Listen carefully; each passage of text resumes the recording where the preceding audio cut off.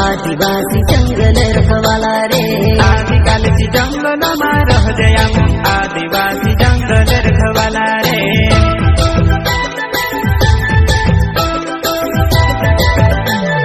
चल जंगल जमीन काज तुझे रे, आदिवासी दुनिया ने रखवाला रे। बाप देव खतरी काज पूजे रे, आदिवासी सबसे निराला रे।